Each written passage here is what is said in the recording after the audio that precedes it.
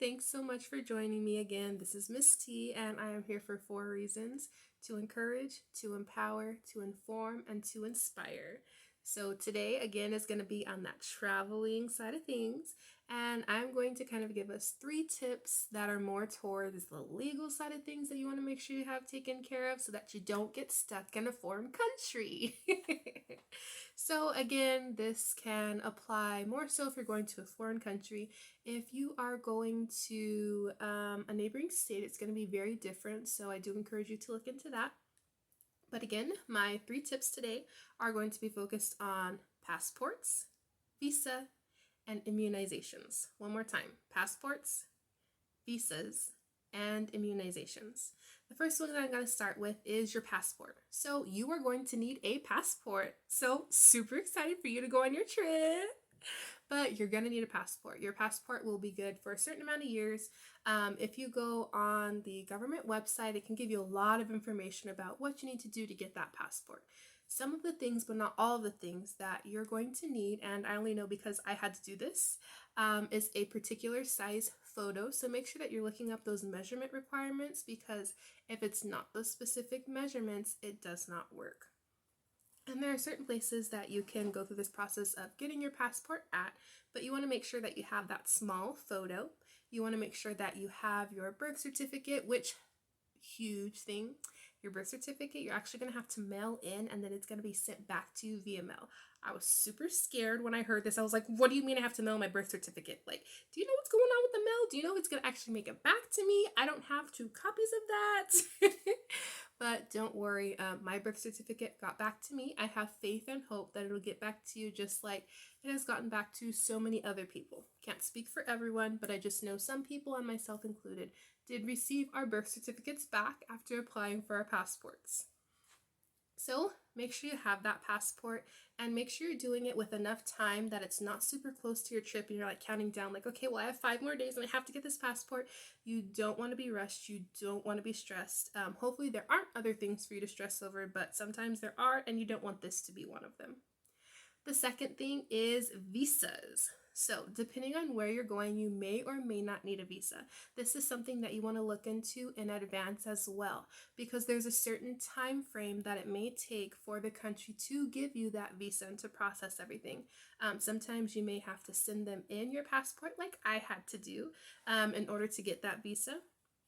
And there are also sometimes where if you're staying within a certain amount of time frame, like let's say, for example, if it's under 30 days or if it's under 60 days, their government may say that you don't have to have a visa as long as you're in and out within that certain time frame. So you want to make sure that you're looking into that and finding out, well, this country that I'm visiting, do I need to have a visa or do I not have to have a visa? So if you need that visa, make sure you get it in advance. And if you don't, then you're good to go. Just make sure that you're staying under that time frame. You don't want to cut it too close, but make sure you're staying under that time frame so that there's no problems.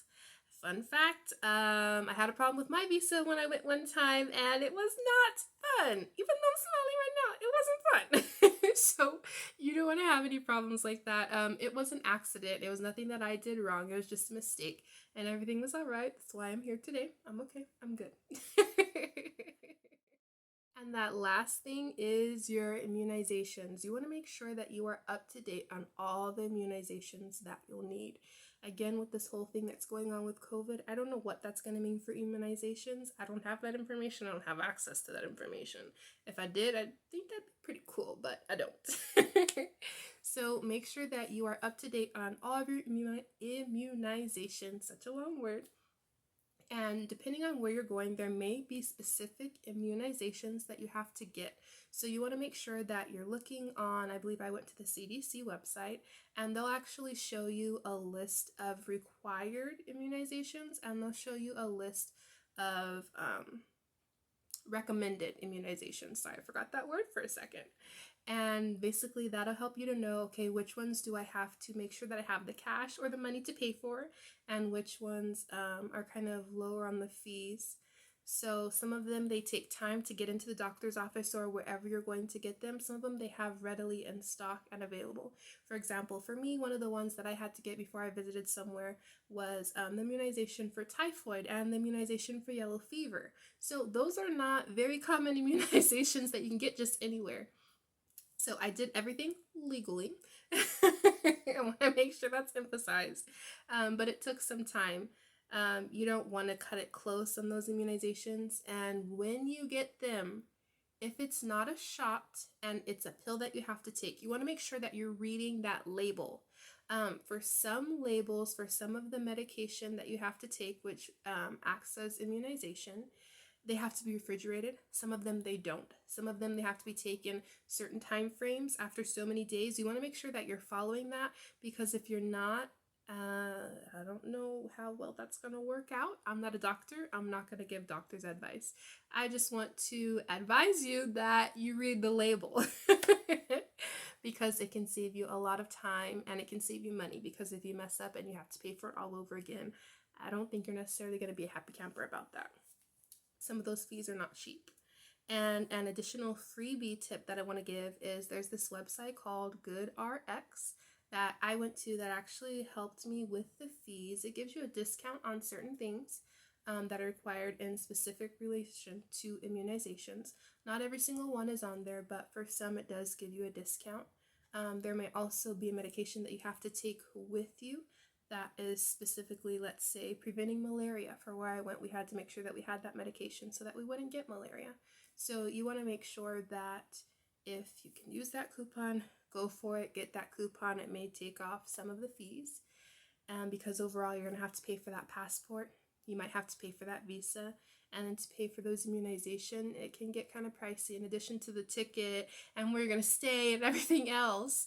You just want to make sure that you're planning ahead so that you can truly enjoy yourself on that trip.